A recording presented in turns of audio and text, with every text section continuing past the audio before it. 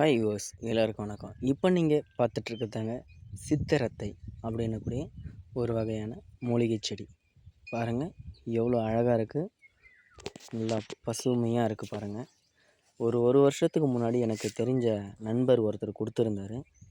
So இப்போ அந்த செடியில் திடீர்னு கொஞ்சம் பார்த்தா இன்றைக்கி ஒரு சின்ன மாற்றம் நடந்திருக்கு. என்னென்னு பார்த்தா 2 கொத்து அழகிய பூக்கள் வச்சுருக்கு. பூக்கள் பார்க்குறதுக்கு ரொம்ப டிஃப்ரெண்ட்டாக நல்லா அழகாக இருக்குது, நல்ல வாசனையாகவும் இருக்குது.